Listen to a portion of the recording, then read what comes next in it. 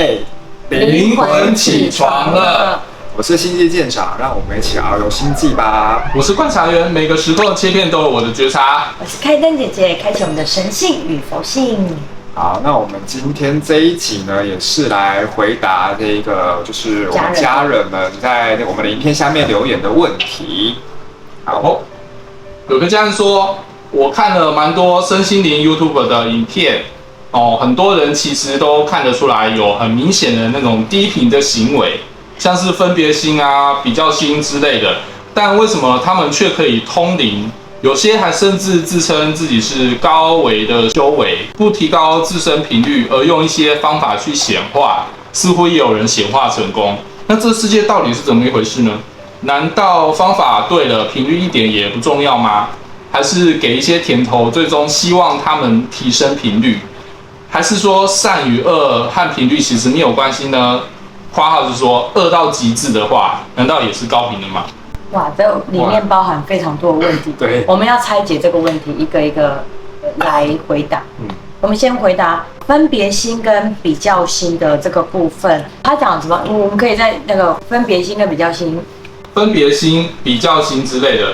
就可以通灵。为什么他们却可以通灵，而且还自称自己是有高维的修行、高维的修为？我们先回答一下，其实通灵本身跟他高不高维一点关系都没有，因为有一些人的累生累世的记忆里面，或者是祖先的 DNA， 就是他或者在前世可能他有从事过相关的，比如说可能萨满啊、祭师啊，或者是他就是有一些修行或是有灵通力的这个部分。所以他与生俱来，他可能就会有这个通灵的能力。对，那有一些人是后天训练开启的。那其实应该这么说，我们先回答每一个人本身其实都有这样的能力。所以我们只要出生，像那个小 baby 一出生，其实都会有。像我们只要有就是感受的都会，比如说眼、耳、鼻、舌、身、意。那这个意呢，就是我们常常讲的第六感。那个佛法在讲的第六识，第六识就是意识。那这意识其实就是我们常在讲第六感。其实每一个人都有一些第六感的。有的人走到这个房间就觉得，好像不太舒服；有的人会觉得很热；有的人觉得很温暖，或靠近这个人会觉得舒服或不舒服。就像问这个问题的家人，他也能去感受得到。其实这也是一种灵通力，这叫感知灵通能力。所以灵通能力有分为非常多种，比如说灵视力。眼睛看到，就是应该算第三眼看到灵视力，也有预知能力从顶轮去接收到，也有聆听力是从耳朵外面这边来去接收到，还有一个感知力就是我们从太阳神经丛轮去感受到的，接到外在讯息，甚至有些人皮肤就会去感受、去接收到一些讯息，所以有很多方法去可以感知讯息，所以它其实跟你有没有就是高不高维有没有分别心，其实都没有关系。还有在我们在讲通灵，看你是通到哪一个层次。有的人是通到，比如说我们之前讲到第四存有界的灵魂，或祖先的，对不对？然后有些人会通到第五存有界，第五存有界神佛的这个讯息。那在第五存有界，我们之前高我有回答过，在第五存有界是极端恶缘，它还是有很美好光明那一面，也有很不好的那一面。像堕落天使就是就是另外很暗的那一面。那所以它是极端恶缘，比我们现在这个存有界更极端哦。对。那所以那分别心其实是更强烈。那我们有讲到第五存有界，其实第五存有界有分非常多的维度。那有一些是还在这里的这个维度的，那跟已经完全开悟的佛陀跟耶稣回答的答案会不一样。像我们之前是不是有一些上课也有玩过，就是问同一个问题，问第四存有界、第五存有界、第六存有界、第七存有界，答案完全不同。一样。对，那如果你是可以连接到第七存有界很纯净源头爱的能量，你会发现他的回答是没有任何批判的，没有任何恶缘，也没有任何分别心的。对。所以其实会不会灵通能力跟他的行为没有关系，没有关系，是他与生俱来就有这个资料，他就会有这种灵通能力，而且很多通灵确实它只是通到我们讲的第四存有界跟第五存有界，所以它就会有很多二元的答案出来。所以我觉得这个提问的家人们很好，因为他有觉察到。我觉得他主要想问的是说，为什么这些人的行为这样子，他们还可以通得到灵？对。但是我觉得这个就是说，因为我们讲同频共振嘛，对不对？所以其实就是这样，他们可能就像刚刚开灯姐姐讲的，他们是不是真的通得到？有可能哦，但是他们通到的可能就是传达出来的讯息，可能就会比较二元啊，或者是说善恶。所以这个提问的这个家人们很好，他有觉察到分别心，对，然后还有那个就是可能比较。那个讯息可能会给你一些可能批判啊，对，那都比较不是那么高，对，或者说给你一些恐惧什么的，这个就是大家可以去看更深层面的这个部分，因为基本上呢，我们都只能从表面去看嘛，对不对？但我觉得大家可以试着去练习，我们用心去感受、去觉察。当你听到一件不管是讯息也好，大家可以试着去练习一下。比如说接收到一个讯息的时候，我们去觉察一下，给你的这个感受是什么，这个频率是什么。那我觉得自然而然大家会养成一个觉察的习惯。你讲到这个，我想要讲我的亲身经历。我在就是20出头岁的时候，那时候其实就有很多公庙要抓我去当接生，然后我也就是有那时候因为在探索自己到底是谁，然后为什么会有这些经历的过程中，但我也去了一些地方。那后来其实也有遇到一些就是会灵通，其实我当时我20几岁，我身边充满灵通能力的人，然后一样哦。所有的讯息很多答案都不一样，而且每一个人都跟我说：“哦，你的灵魂在这，你的主在这里，所以你要在这里修。”为什么每一间公庙都说在那里？那我到底是谁？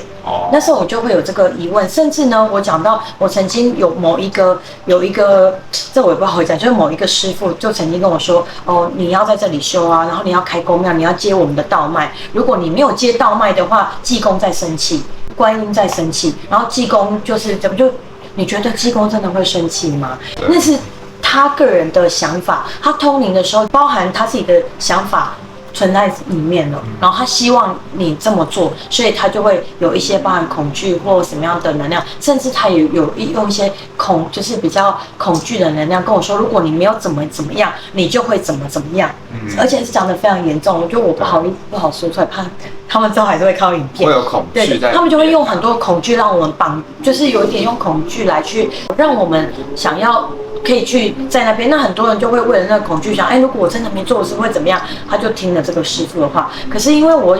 那时候其实我已经有一段很长时间的佛法学习，所以我知道这不是真相。那我就离开了那个地方，就是我也没有听那个师父说，我就谢谢你，我就也祝福他们，那我就离开往我自己的道路前行。对，所以其实很多通灵人在传达讯息的时候，你确实要去有智慧的去分辨他们想要表达的意思是什么，有时候并不是真的上面的这个诸佛菩萨给的讯息，有时候并不是。就是我们要跳脱开准不准这件事情，因为很多人会觉得说，哇，这个老师这个师父讲的好准哦，所以他讲的后面都一定是真的。对，他一开始可能会让你是这样，然后后面就开始有很多他的小我出来了。其实第五存有界的，就是现在有很多像我们这样，就是怎么讲，我们每一个人，很多人都是第五存有界的大师投身来到这个地球哦。但因为第五存有界的能量就是它是极端二元，所以有一些大师来到地球的时候，他在唤醒自己的过程中，还在学习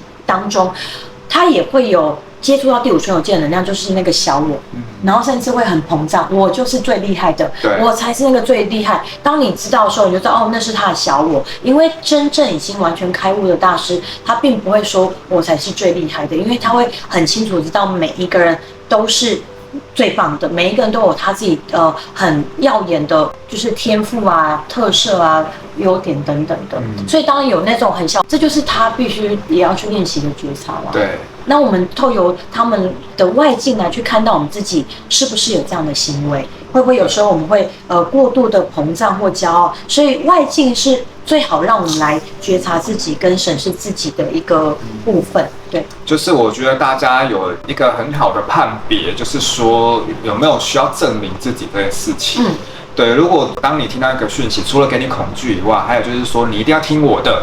或者是说你一定要怎么做，你一定要怎么样的，就是感觉需要证明自己的这个背后的这个底层的这个能量运作的话，那大家就是可能要稍微观察一下。对，就是因为真正的比如说造物主啊、源头啊那些养生大师啊，他们是不需要去证明自己的。不用去展现说，我说的有多准啊，或者说我能力有多强，就真正的高维的这个频率运作模式是不需要透过这种方式的，所以我觉得就是也可以去观察觉察一下这样子。还有就是接下来的地球，确实我们未来就是我们之前有讲到第3眼会越来越多人这个能量开启，或者是心轮的能量，就是他心通的能量，就是心轮去感受力也会越来越开启，所以你就会越能分别到底谁他真正的纯粹意图是什么，就未来大家会知道这个部分的，所以我们可以去觉察一下。那看到外境，其实最重要的是我们要去看回自己。就是他到底要我们学会什么，我们要学习些什么？对，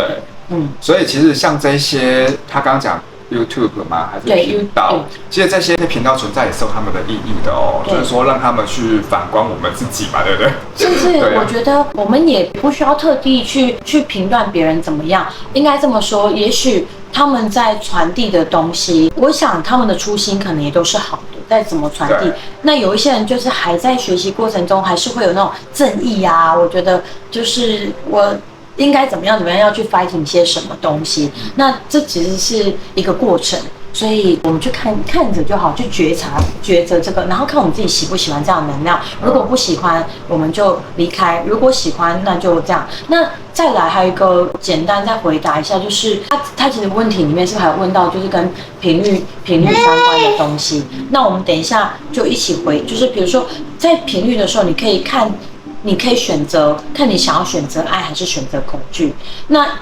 在选择爱跟选择恐惧的时候就会不一样。有人会觉得在新旧地球之间拉扯，什么叫旧地球？旧地球的能量比较用恐惧的能量在让你前进，新地球的能量比较用爱的能量让你前进。所以如果在这个当下，你可以去每一个当下，你都可以决断你要活在旧地球还是新地球。当你这个当下选择爱的时候，你就在新地球了。对，因为他之前好像有问过其他问题，我就一起回。那我再回答另外一个，就是更明白。如果以英国来讲，这个人就是有一个会通灵的资料库，所以他光是重新排列组合，他有这个音，光是重新排列就会视线，他会有通灵的这个结果。那这个人如果有一个分别心的资料库，他光是重新排列组合就会视线，他还是有分别心的这个股，所以这两个是单独的音。所以我们有一个会通灵的音跟有一个分别心的音，这是两个不同的音，它是完全独立的。但我们很多人会把不相干的事情拿来横向连接，因为我们从小到大的教育就是教育我们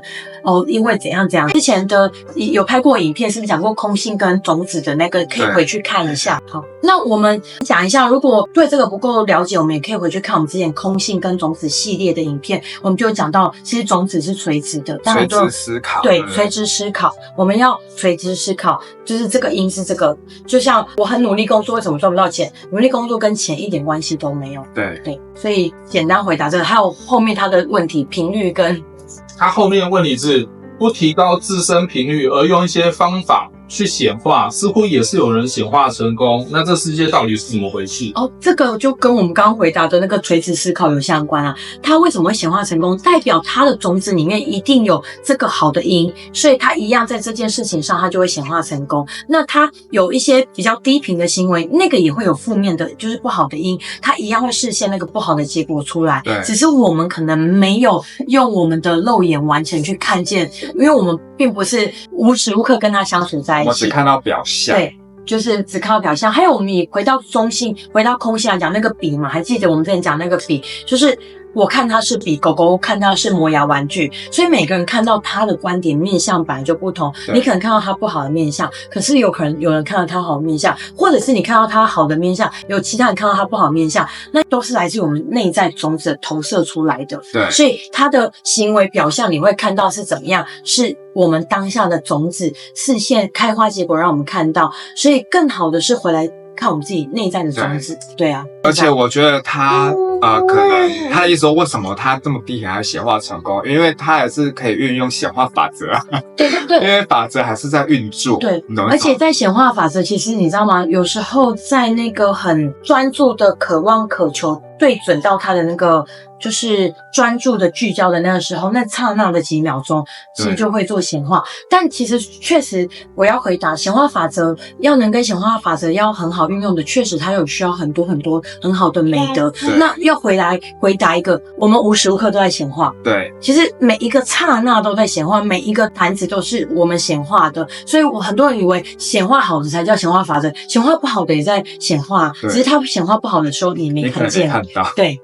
他可能显化法则跟吸引力法则有点搞混了啦，因为他会觉得他第一品为什么还可以显化好的？因为很多人会觉得这两个会有点搞混。这就回到种子啊，对，就是他一样，他过去累生累世绝对有好的福报，对，他过去累生累世也有不好的东西，只是好的比较多还是不好的比较多，对，所以他显化出的到底哪个比较多？那还有我们要回来看很多东西，就是现在还是有一些。就是包装，对啊，有一些它就是需要证明自己，对啊，包装的部分这样子。对，那所以就会有什么人设崩坏这件事情。所以像之前有一些就是新闻事件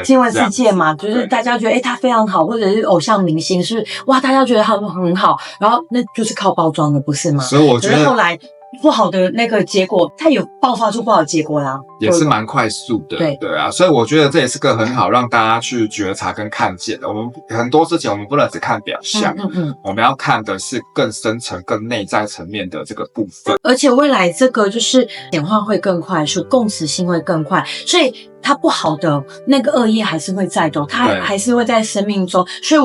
我们很多时候只看这个短暂的结果，并没有去长远来看。如果长远来看，你才会看见真正的真相，或者是你从更高维度往下去看到全观。就像之前我们有一集你讲到101，你从101往下看，你才会看到整个全貌，台北市的全貌。可是如果你只走在新一路5段，你只能看到新一路5段的这个面而已，你并没有办法看到整个体。对，所以是要看你从哪个层面去观看这个部分。而且我觉得，就算比如说人设啊，或者说你用装的，其实不长久啊，所以我觉得这个会符合宇宙的这个运作的法则。对，而且很快就会被未来的生活是要你越活得越真实，所以有很多包装的你会感受到，甚至很多开始瓦解掉不真实的东西啊，会被显露出来。对，然后宇宙也不会让这个事情一直持续的让它发生，所以未来有可能有很多的大变动，对，你不知道什么时候它不好的业力就爆发出来了，对。但我们更重要就是回到自身，因为外境都只是让我们来觉察自身，去照见我们自己而已。还有其他的问题？他说：“难道方法对了，频率一点不重要吗？还是给一些甜头最终希望他们提升频率，还是说善与恶跟频率无关，恶到极致也是高频呢？”没有，频率很重要。其实很多是纯粹的意图，就像我们之前有讲过一集，就是我好像有讲到，就光你讲吃素这件事情，你是带着恐惧的能量去吃素，还是带着爱？那两个完全起心动念显化出来的结果完全不同。如果你带着恐惧，它其实会显化出不好的那个状态，因为它是恐惧，可是带着爱的就是好的。所以其实善恶应该这么说，如果你我们停留在善恶，就还是在就是业力的对恶缘，这也是一个恶缘，这也是一个分别心嘛，对，所以就是因为有一个分别才会评判善跟恶。可是对宇宙来讲，它并不是在评断善恶的这个果，而是你在做事情的那个起心动念的当下的那个频率，那个才是最重要的那个部分。甚至我们在讲到更多的就是其实无善业、无恶业、无忌业，其实没有善业，没有恶业，也没有就是无忌业。但我们如果又定义善恶这件事，我们会一直在因果法则里面。对，那如果你要跳脱因果法则，你就要回到源头，带着无条件爱去理解所有行为背后他真正要表达的东西。很多人他可能要用这样来证明自己是，你看到他更多内在，他是需要被你如果带着爱理解，他是想要被重视的，被聆听的，被理解的，被爱的。所以如果你是带着这样的频率去看这个人的时候，你是完全用不一样的视角跟观点，而不会只看到表象的行为。所以表象行为背后，当我们做疗愈做久，你会看到他真的背后那个真正想要的那个意图是什么，那个好处是什么。所以我觉得还是回归到空性。对，我觉得这个家人可以再把我们那个空性的那个系列可以再看一遍，这样看仔细一点这样子。所以我觉得当我们是空性的时候，其实我们就不会有所谓的善跟恶，对，会有无限的潜能，对的这个分别这样子。那你看什么，每个都是中性的，对。对，那自然而然，其实你的信念啊，你的思想频率，其实就决定我们本身的能量的这个振动频率。对，那当你回归到空无啊或中性的话，其实基本上你的频率就会维持在比较高的频率这样。那还有一个就是，所以我们才想说，之前有讲过，如果佛教是不是在讲善恶这件事情，善有善业，恶有恶业，他讲的也没错，但如果你要用佛法角度来理解，这样你就会没有办法去跳脱出为什么放下屠刀立地成佛，这个人做了很多大恶，杀人或做了很多坏事，可是如果他在那个当下顿悟的时候，他全都消融掉，因为我们这个就是剧本。我们这就是所有角色，那时候演角色就是来让我们看见什么，而且观察员你也可以分享，就像之前不是有讲过那个，就是比如说在光中，灵魂在光中，不是要选那个他想要学会原谅。之前不是有一个故事，就是他在光中想要学，他说我想要学会小灵魂与太阳，对，小灵魂与太阳，对，我想要学会原谅。然后那个人就说都在光中，没有人伤害我，你怎么学会原谅？结果后来突然就另外一个灵魂就跳脱出来说，那我来扮演这个角色。然后他就问说，那你为什么愿意扮演这个角色？他说因为你想要学会原谅啊，那就必须要有人扮演这个角色来伤害你，才学得会，因为我如此的爱你。你知道哇，我起鸡皮疙瘩，就它是多深层爱，所以有时候我们看到的恶是在这个维度看到。你之前不是讲过那个什么希特勒的？对啊，这个话题是有点敏感，但实际上每个人其实在源头，你们都是光的一部分，你们都是那个天使，然后只是他们想体验什么样叫做被伤害，什么样叫做痛苦，因为在光中体验不到这些东西，或者什么叫做得不到或失去的痛苦，或者是说爱不到，然后痛离别，这些东西在光中是都学不到的，所以只能透过其他方式降低到我们这个三维的世界的维度，有固体的状况，然后频率，但是在进到这个世界里，这个维度我们频率就必须光芒必须降低，降到没有光芒。就很像那个之前那个谁在讲光阴天人啊，光阴天人不是在他们世界充满光了，结果来到地球不是因为喝了一个水，然后结果他们身上的光芒就没了，就不见了。但是呢，他们就突然有了什么叫做死亡的感觉。就是这种概念，就是我们降到这个维度以后，才有办法去体验这个东西。对，那这一切就是体验，但是体验的时候必须透过一个叫做剧本，就写好这个剧本才能体验这件事情。所以这一切，如果你真的突然理解到这个明白，你就会发现哇，这个剧本一切都是造作，就是说我们都是造作出来的过程。所以说这一切，如果你真的要体会到这件事情，你才真的能明白。所以希特勒很多人看起来他是一个大恶人，可是他有没有可能从另外维度来看，他是一个天使来扮演这个角色？这些人才有可能醒悟，或是然后你看啊，犹太人从当时的那个状态，到最后整个流亡世界，到最后团结一心，终于成立了一个国家叫以色列。然后是不是因为这样子流离失所了好几个世纪后，因为他们内心都有一个渴望在聚集在一起，因为当时因为希特勒的关系嘛，还有一些他们流落失所，这就到各个国家，然后没有人收留他们，然后最后他们觉得必须要再团结起来。你看现在的犹太人就不可同日而语了，看当时的犹太人是完全不一样的那个，他们这么团结，然后世界上掌握了世界上非常重要的资源，这就是他们透过这件事情学到的。所以你看，就是都会有一些美好的学习。那我们更多就是要怎么学会跳脱恶意。对，就是我们用更高的维度来看，其实刚刚讲到没有善恶嘛，那我不知道大家有没有演过戏，就是你知道反派是最难演的吗？对，其实反派是最难演，反派角色反而是牺牲最大的。对，而且就是大家都不太想演坏人吧，大部分的人如果可以当好人，谁要当坏人？对，所以我觉得会选择当坏人的这个剧本很伟大，超级无敌勇敢，我就没有这么勇敢。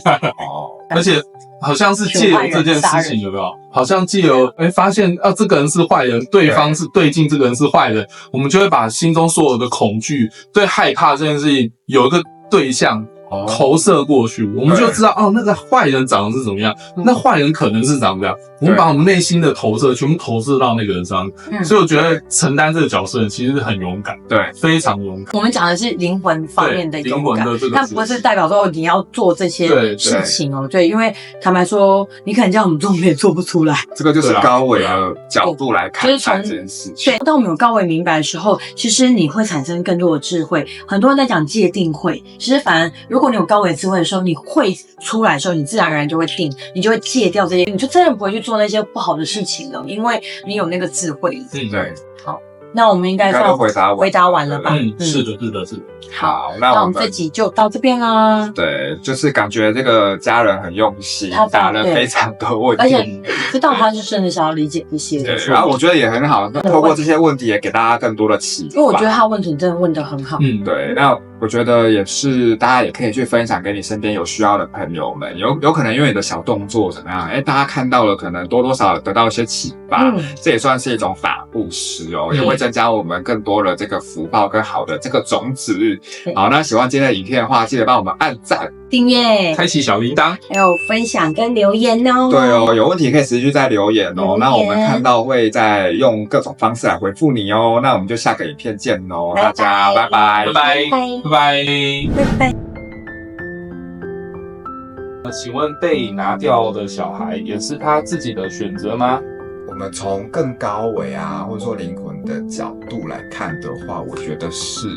对不对？其实也不是，你觉得就是对不对？我们可以就是因为在灵魂出生前的计划，他早就知道会不会被生出来。那有一些灵魂，他确实只是想要体验在妈妈肚子里面的那个感觉而已，然后他体验完毕就离开。所以所有的死亡，我们认为死亡应该这么说，往生往心的地方。